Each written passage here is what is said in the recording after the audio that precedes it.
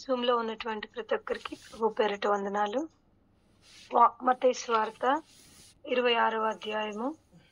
మత్తయి సువార్త 26వ అధ్యాయము 36వ వచనము, 39వ వచనం చదువుకుందామండి. అంతటా యేసు వారితో కూడా గెత్సేమనే అనబడిన చోటుకి వచ్చి, ఈ విధంగా 39వ వచనంలో, తండ్రి, సాధ్యమైతే ఈ గిన్నె నా యొద్ద నుండి తొలగిపోనిమ్ము, అయినను నా ఇష్ట ప్రకారము కాదు, నీ చిత్త ప్రకారమే కానిమ్మని ప్రార్థన చేసెను. ఇటు వాక్యాన్ని బట్టి దేవుడు మనతో మాట్లాడలాగిన చిన్న ప్రార్థన చేసుకుంటాం. ప్రేమగల తండ్రి, పరిశుద్ధుడైన దేవా, కృపా కనికరం కలిగినటువంటి మా గొప్ప దేవా, మీకు వందనాలు. ఉదయకాల సమయంలో దేవా, మీరు మాకు అనుగ్రహించినటువంటి ఒక గొప్ప సమయం కొరకే మీకు స్తోత్రాలు చెల్లిస్తూ ఉంటున్నాను. నిలబడినటువంటి దాన్ని తండ్రి, అల్పురాల్ని, అయోగ్యురాల్ని తండ్రి, జ్ఞానం లేనటువంటి దాన్ని దేవా, నన్ను మీరు జ్ఞాపకం చేసుకోండి. మీకు శిలువ చాటును మరుగుపరచండి. నా నోట మీ మాట నుంచమని ప్రార్థిస్తూ ఉంటున్నాను. మాతో మీరే మాట్లాడుతూ రమ్మని వేడుకుంటున్నాను. తండ్రి, సహాయం చేయండి, కృప చూపించండి, మేలుకై జ్ఞాపకం చేసుకోమని వేడుకుంటూ, స్తుతి మహిమ ఘనత ప్రభావాలు మీకే అర్పించుకుంటూ, యేసుక్రీస్తు అత్యున్నతమైనటువంటి నామంలో స్తుతించి విశ్వాసంతో ప్రార్థించి అడిగి వేడుకుంటున్నాను తండ్రి. Amen, amen, amen, amen. మత్తయి సువార్త 26వ అధ్యాయము 39వ వచనం మనకు చాలా సుపరిచితమైనటువంటి, అందరికి బాగా తెలిసినటువంటి భాగం ఇది. ఈ 4 సువార్తల్లో మత్తయి, మార్కు, లూకా, యోహాను సువార్తల్లో మనకి ఎక్కువగా కనిపించేది ఏంటంటే సిలువ, ప్రభువైనటువంటి యేసుక్రీస్తు పొందినటువంటి శ్రమల గురించి, అదేవిధంగా ఆయన ఇచ్చేటటువంటి ఆ యొక్క రక్షణ గురించి మనము చూస్తూ ఉంటాం. సిలువ వేయబడినటువంటి క్రీస్తు నుండి మనం నేర్చుకోవాల్సినటువంటి ఆధ్యాత్మికమైనటువంటి పాఠాలు ఏంటి అనేది మనము గ్రహించేటటువంటి వారంగా ఉండాలి. ఈ యొక్క సువార్తల్లో యేసుక్రీస్తు సిలువకు సంబంధించినటువంటి శ్రమలు అనేవి ఎక్కడి నుంచి ప్రారంభమైనవి అంటే, మొదటగా గెత్సెమనేటటువంటి ఈ స్థలం నుంచే ప్రభువైనటువంటి యేసుక్రీస్తు యొక్క శ్రమలు అనేవి ప్రారంభమైనవి అని మనము ఎంతైనా గుర్తుకు పెట్టుకోవాలన్నమాట. ఈ యొక్క గెత్సెమనేటటువంటి తోటలో ప్రభువైనటువంటి యేసుక్రీస్తు చేసినటువంటి ప్రార్థన నుండి మనం ఏం నేర్చుకోవాలి అసలు? ఆయన ఏ విధంగా ప్రార్థన చేస్తూ వచ్చాడు, ఏ విధంగా తండ్రి అయినటువంటి దేవునికి ఆయన లొంగిపోతూ వచ్చాడో మనం ఇక్కడ చూడవచ్చు. ఆయన ఈ యొక్క శిలువ పైన పొందినటువంటి శ్రమల్లో ముఖ్యంగా 3 స్థలాల్లో ఆయన ఈ యొక్క శిలువ శ్రమలను అనుభవిస్తూ వచ్చాడు. మొదటగా ఏంటంటే, ఈ యొక్క గెత్సెమనేటటువంటి తోటలో ఆయన శ్రమలను అనుభవిస్తూ వచ్చాడు. రెండవదిగా ఏంటంటే, గబ్బాతా అనేటటువంటి స్థలము దగ్గర ఆయన శిలువ శ్రమలను అనుభవిస్తూ వచ్చాడు. యోహాను సువార్త 19వ అధ్యాయము 13వ వచనంలో చూసుకున్నట్లయితే, పిలాతు ఈ మాటలు విని యేసును బయటకు తీసుకొని వచ్చి రాళ్లు పరిచిన స్థలమందు న్యాయపీఠం మీద కూర్చుండెను. హెబ్రీ భాషలో ఆ స్థలమునకు గబ్బాతా అని పేరు. యొక్క గబ్బాతా అనేటటువంటి గెత్సెమనేటటువంటి ఆ స్థలంలో ప్రభు అయినటువంటి యేసుక్రీస్తు ఆయన శ్రమలు పొందుతూ వచ్చాడు. అదే విధంగా ఈ యొక్క గబ్బాతా అనేటటువంటి స్థలంలో కూడా ఆయన భౌతికంగా ఆయన శ్రమలను అనుభవిస్తూ వచ్చాడు. శారీరకంగా, భౌతికంగా మరియు ఆధ్యాత్మికంగా. శారీరకంగానేమో ఈ యొక్క గెత్సెమనేటటువంటి స్థలంలో శ్రమలను అనుభవిస్తూ వచ్చాడు. ఈ యొక్క గబ్బాతా అనేటటువంటి స్థలంలో గనక మనం చూసుకున్నట్లయితే భౌతికంగా ఆయన శ్రమలను అనుభవిస్తూ వచ్చాడు. అదే విధంగా ఈ యొక్క గొల్గోతా అనేటటువంటి స్థలంలో కూడా ఆయన ఎంతగానో ఆత్మీయంగా తను శ్రమలను అనుభవిస్తూ వచ్చాడు. ఈ యొక్క గొల్గోతా అనేటటువంటి స్థలాన్ని మనం మత్తయి సువార్త 27వ అధ్యాయము 33వ వచనంలో మనము చూస్తాము. వారు కపాలమనబడు అర్థమిచ్చు గొల్గోతా అనబడిన చోటికి వచ్చి, ఈ యొక్క గొల్గోతా అనేటటువంటి స్థలంలో ఆయన ఆత్మీయంగా ఆయన ఏ విధంగా శ్రమలను పొందుతూ వచ్చాడో మనం ఇక్కడ చూడవచ్చు అన్నమాట. ఇక్కడ మత్తయి సువార్త 26వ అధ్యాయంలో మరి ఈ యొక్క 39వ వచనంలో గనుక మనం చూసుకున్నట్లయితే మరి ఆయన మరి గెత్సెమనేటటువంటి ఆ యొక్క స్థలంలో మరి ఆయన పొందినటువంటి ఈ యొక్క శ్రమలకి, ఈ యొక్క గెత్సెమనేటటువంటి ఈ యొక్క మరి స్థలానికి చాలా దగ్గరి సంబంధం అనేది ఉంది.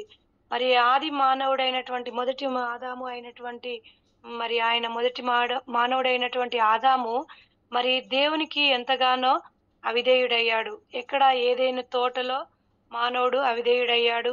దేవుని యొక్క ఆజ్ఞను మీరి దేవునికి ఎంతగానో అవిధేయుడై మరణాన్ని, శాపాన్ని ఈ లోకంలోనికి తీసుకురావడం అనేది జరిగిందనమాట. ఏదెను తోటలో, ఏదెను వనంలో ఆదాము తప్పిపోతూ వచ్చాడు.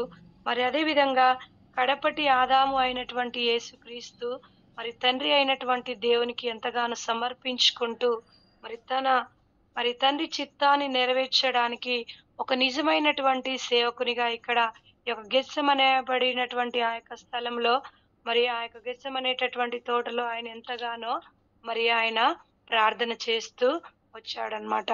మరి యేసుక్రీస్తు ప్రభువారు కడపటి ఆదాముగా మరి ఆదాము నుంచి కలిగినటువంటి ఆ యొక్క అవిధేయత ఫలాన్ని తీసివేయడానికి సంపూర్ణమైనటువంటి విధేయతను తండ్రి అయినటువంటి దేవునికి ఇక్కడ మరి చూపించినట్లుగా మనము చూడవచ్చనమాట. మరి ఈయన ప్రార్థన ఏ విధంగా ప్రార్థన చేస్తూ వచ్చాడు అంటే మరి మత్తయి సువార్తలో చూస్తాం, లూకా సువార్త 22వ అధ్యాయంలో చూస్తాము. మరి ఈ యొక్క గెత్సెమనేటటువంటి స్థలాన్ని మార్కు సువార్తల్లో గూడా మనము ఈ 3 సువార్తల్లో గూడా మనము చూడవచ్చనమాట. ఏ విధంగా తను ప్రార్థన చేస్తూ వచ్చాడు అంటే తన యొక్క తలను నేలను మోపి సాష్టాంగపడి మరణమగునంతగా మరి ఆయన ప్రాణమంట మరి వేదనతో మరణమగునంతగా ఆయన యొక్క ప్రాణం అనేది అంతగా మరి బాధపడినట్లుగా మనము చూడవచ్చనమాట. అంతగా ఆయన తన యొక్క తలను నేలను మోపి సాష్టాంగపడ్డాడు. సాష్టాంగపడడం అంటే కంప్లీట్‌గా మరి మనం మరి ఆ యొక్క మొత్తం కంప్లీట్‌గా బోర్లా విధంగా పడడం, సాష్టాంగపడడం అంటే సాష్టాంగపడి మరణమగునంతగా మరి ఆయన తన యొక్క ప్రాణము వేదన పడినట్లుగా మనం ఇక్కడ చూడవచ్చనమాట. మరి యేసుక్రీస్తు ప్రభు ఈ భూమి మీద మరి జీవించినటువంటి ఆ యొక్క 33.5 సంవత్సరం కాలంలో ఆయన మరి చేసినటువంటి ఆ యొక్క సేవ మరి సమయంలో ఆయన చేసినటువంటి ఎన్ని సంవత్సరాలు అంటే 3.5 సంవత్సరంలో ఆయన ఈ లోకంలో సేవ చేస్తూ వచ్చాడు. మరి ఆ సమయంలో ఆయన అంతగా బాధపడినటువంటి, అంతగా వేదన పడినటువంటి సందర్భం ఎక్కడైనా ఉన్నదా అంటే ఎక్కడ లేదండి. కేవలం మరి ఇక్కడేనే మరి ఆయన ఎంతగానో మరి వేదన పడుతూ మరణమగునంతగా మరి ఆయన దుఃఖపడుతూ దుఃఖాక్రాంతుడై మరి ఆ విధంగా మరి 3 సార్లు గూడా ఆ యొక్క ఆ విధంగా తండ్రి అయినటువంటి దేవునికి మరి ప్రార్థన చేస్తూ వచ్చాడనమాట. మరి ఆ యొక్క సర్వజ్ఞాని అయినటువంటి దేవుడు మరి ఆదిలోనే మానవునికి ఒక రక్షణ ప్రణాళికను సిద్ధం చేసినటువంటి దేవుడు మరి ఆ రక్షణ ప్రణాళికను నెరవేర్చడానికి ఈ భూమి మీదికి ఆయన రావడం అనేది జరిగిందనమాట. ఈ గిన్నె నా యొద్ద నుండి తొలగిపోవడానికి అవకాశం ఉంటే తొలగించు అని ప్రార్థన చేస్తూ వచ్చాడనమాట. తన్ను తాను మరి తండ్రి అయినటువంటి దేవునికి ఎంతగానో అప్పగించుకున్నాడు. మరి ఏంటి ఆ గిన్నె? మరి ఆ యొక్క గిన్నెను గనక మనం చూసుకున్నట్లయితే మరి ఆ గిన్నె ఏంటి అంటే న్యాయబద్ధమైనటువంటి, నీతియుక్తమైనటువంటి ఉగ్రత పాత్ర ఆ పాత్ర. మరి అందరి యొక్క పాపములతో మరి కూడుకున్నటువంటి మరి ఆ యొక్క ఉగ్రత పాత్ర మరి ఆ యొక్క గిన్నెను మనము చూడవచ్చనమాట. మరి ఇర్మియా గ్రంథము 25వ అధ్యాయము, ఇర్మియా గ్రంథం 25వ అధ్యాయము 15, 16 వచనాల్లో గనక మనం చూసుకున్నట్లయితే ఇర్మియా గ్రంథము 25వ అధ్యాయము 15, 16 ఇశ్రాయేలు దేవుడైనటువంటి యెహోవా నాకిలాగు సెలవిచ్చుచున్నాడు. నీవు ఈ క్రోధపు మద్య పాత్రను నా చేతిలో నుండి తీసుకొని నేను నిన్ను పంపుచున్న జనములన్నిటినీ దాని త్రాగింపుము మరి ఈ విధంగా ఈ యొక్క యెర్మియా గ్రంథంలో మరి ఇశ్రాయేలు దేవుడైనటువంటి యెహోవా నాకిలాగ సెలవిచ్చుచున్నాడు. ఏంటి అంటే, ఆ క్రోధపు మద్య పాత్రను నా చేతిలో నుండి తీసుకొని నేను నిన్ను తండ్రి అయినటువంటి దేవుని యొక్క చేతిలో నుండి తీసుకొని, మరి కుమారుడైనటువంటి యేసుక్రీస్తు తన చేతిలోనికి తీసుకున్నటువంటి పాత్ర ఈ యొక్క ఉగ్రత పాత్ర. మరి ఆ యొక్క పాత్రలో మరి మనం రక్షింపబడినటువంటి ప్రతి ఒక్కరం గూడా ఏం జేస్తూ ఉంటామంటే, బలలో చేయి వేస్తూ ఉంటాం. మరి ఆ యొక్క బలలో చేయి వేస్తూ ఉంటాం. ఆ యొక్క బలలో చేయి వేసినప్పుడు మనకు గుర్తుకు రావాల్సినటువంటిది ఏంటి అంటే, ప్రభువైనటువంటి యేసుక్రీస్తు పొందినటువంటి ఆ యొక్క శిలువ శ్రమలు అనేవి మనము గుర్తుకు తెచ్చుకునేటటువంటి వారంగా ఉండాలి.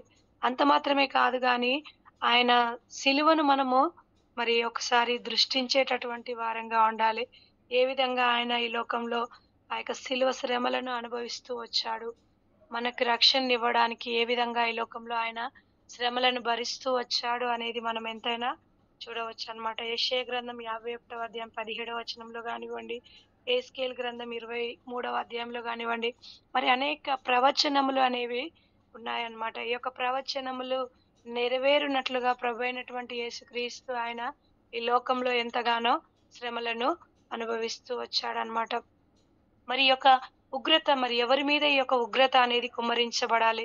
ప్రవచనాలన్నీ గూడా మనం చూసినట్లయితే ప్రజల యొక్క అవిధేయతను బట్టి, మరి దేవునికి వ్యతిరేకంగా చేసినటువంటి తిరుగుబాటును బట్టి, మరి దేవుని యొక్క నీతిని మీరి మరి ఆ యొక్క అతిక్రమం చేసినటువంటి తన బిడ్డలైనటువంటి వారి మీద ఈ యొక్క ఉగ్రత అనేది కుమ్మరించబడాలి.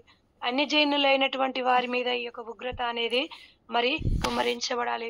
సకల జనముల మీద ఈ యొక్క ఉగ్రత కుమ్మరించబడాలి. కానీ మరి ఆ యొక్క అందరి యొక్క మానవాళి రక్షణ కొరకు ప్రభు అయినటువంటి యేసుక్రీస్తు ఒక మధ్యవర్తిగా ఆయన ఈ లోకంలోనికి వచ్చి మరి ఎంతగానో మరి ఆ యొక్క గిన్నెను తీసుకోవడానికి ఎంతగానో మరి ఇష్టపడుతూ వచ్చాడనమాట. మరి ఎంతగానో ఆయన ఒక మధ్యవర్తిగా వచ్చి ఆయన శిలువ శ్రమలను అనుభవిస్తూ వచ్చాడనమాట.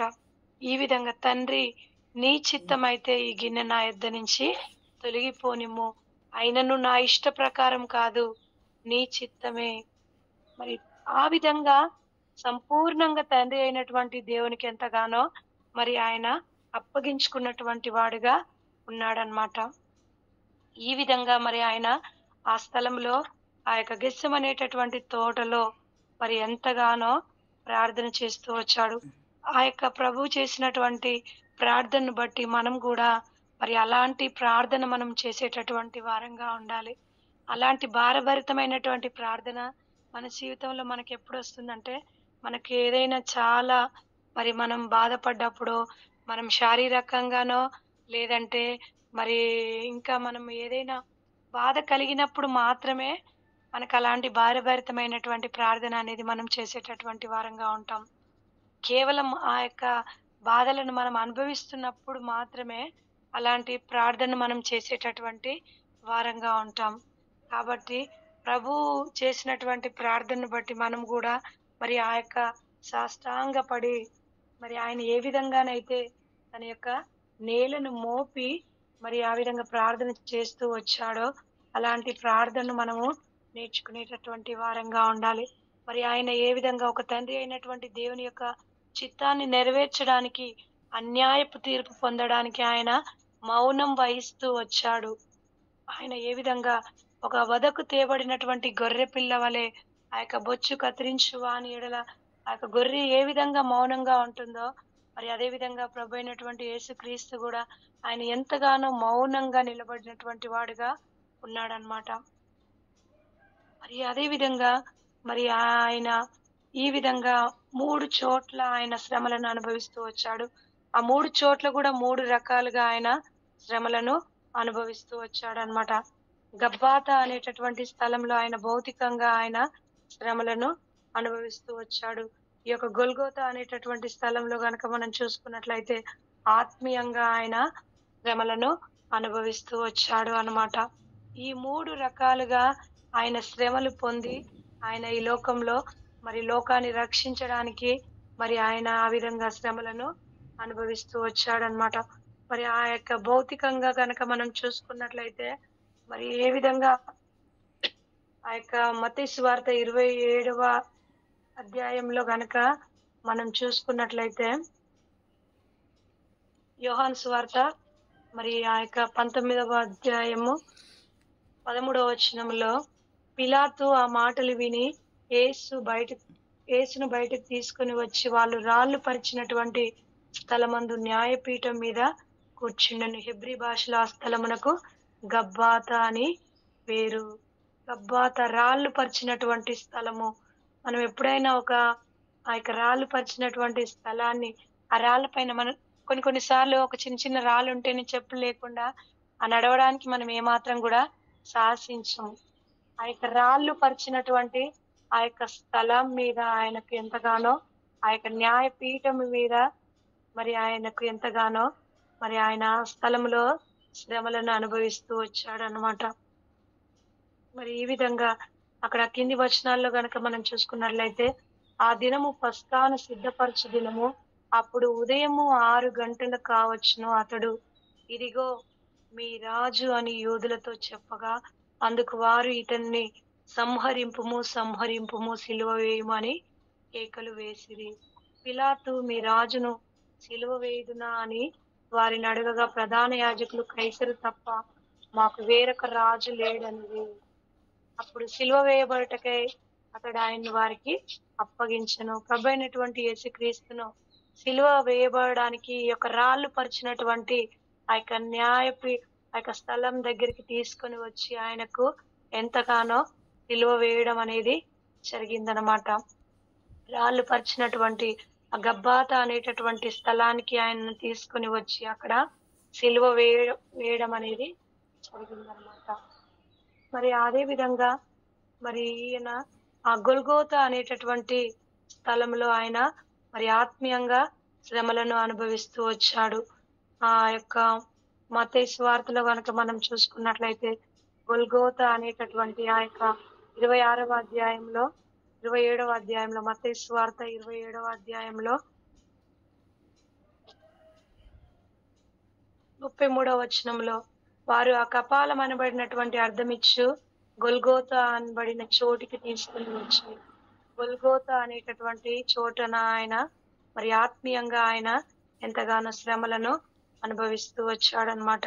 ఆయన ఆత్మీయంగా శ్రమలు అనుభవించడానికి ముఖ్య ఉద్దేశం ఏంటి అంటే మరి అనేకులకు రక్షణ ఇవ్వాలి, అనేకులు మరి రక్షింపబడాలి అనేటటువంటి ఆ యొక్క ఆత్మీయమైనటువంటి దాహాన్ని ఆయన అక్కడ కలిగి ఉన్నట్లుగా మనము చూడవచ్చు అన్నమాట.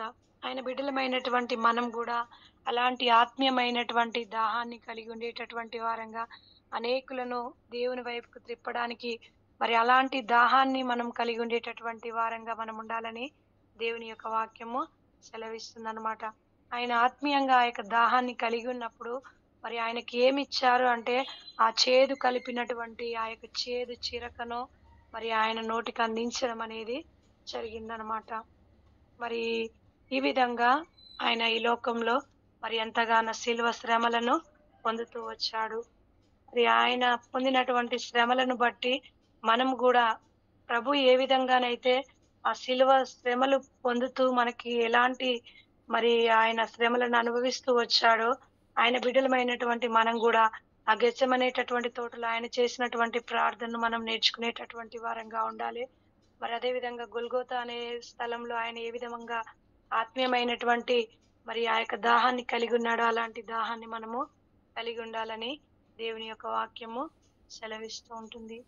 మరి ఈ యొక్క ఇటు వాక్యాన్ని దేవుడు మన వెనుకట్లో దీవించి ఆశీర్వదించును గాక. ఆమేన్.